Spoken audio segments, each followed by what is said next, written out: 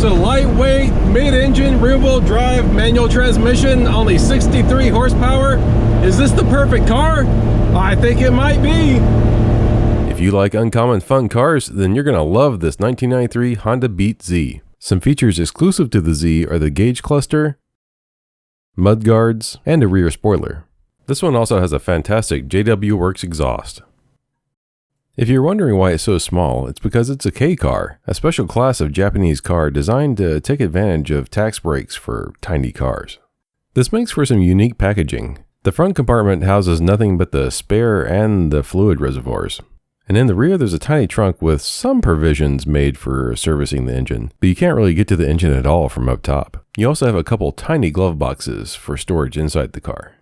A couple of the quirks that I thought were interesting was that the turn signal stalk is on the right hand side of the steering wheel, and you have to pull this little plunger to open the fuel filler. The iconic zebra pattern seats are in good shape for their age, and they're currently being protected with some high quality vinyl seat covers.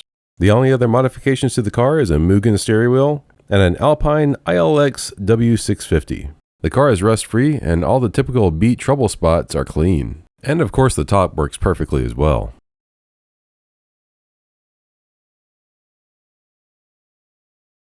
Now let's listen how easily she starts up from cold.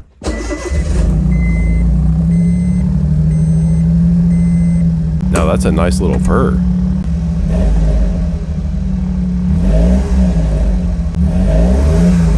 Now let's check out how it is to drive. This car is just so much fun.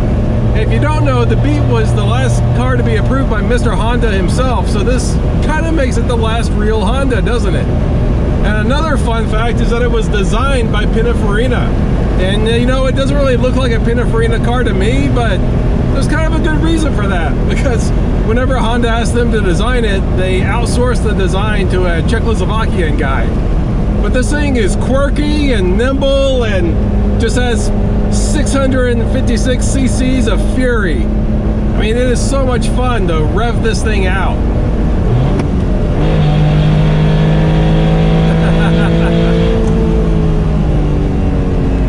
And it really hooks up in the corners. Oh yeah, woo!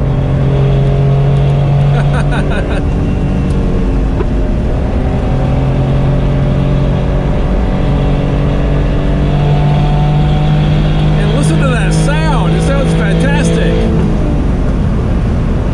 It has, I think, a 8500 Redline. This car sings.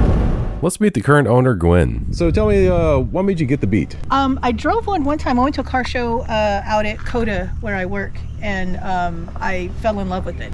This guy had this weird little white car. I had no idea what the Smurf it was, and I drove it and hauled butt around COTA, not the track, but you know, around the parking lots, and was like, I fell in love. And then I just proceeded to just look for one. And look, this was really unique to get an import with the right-hand drive.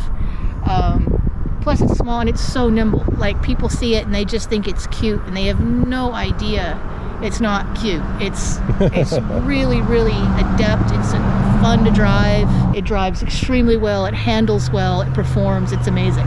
It's so much fun to drive. The tagline was midship amusement.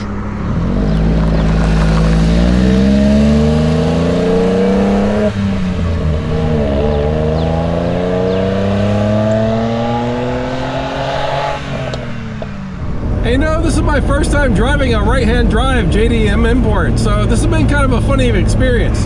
Shifting with my left hand when I'm definitely used to doing it with my right hand is a little strange, but you know, the shifter on this thing is great. And you know, the shift changes are smooth, especially when you're downshifting. Oh yeah. Woo! Listen to her sing!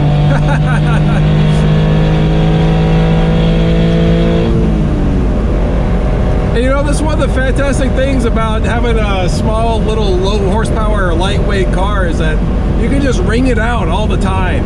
I think people really underestimate how much fun it is just driving a car at its limit, no matter what speed you're going, because to be honest, we weren't going very fast.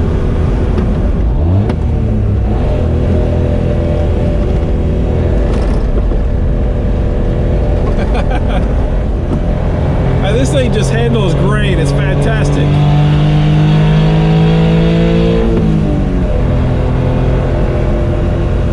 It's not an uncomfortable car to drive, actually. You know, I actually feel like I have plenty of room. It's a little bit of a trick getting in, but as far as leg room and stuff, there's plenty of leg room, and obviously there's infinite headroom. I don't know if I would actually fit in here with the top on. I'm 6'2" and some change and about 240 pounds, so kind of a lot of dude for this car. But like I was saying, it's actually pretty comfortable. It's actually easy to drive. I mean, feels kind of like any other 90s Japanese car, to be honest. Now, if you want to make this awesome little car your own, the information is down in the description.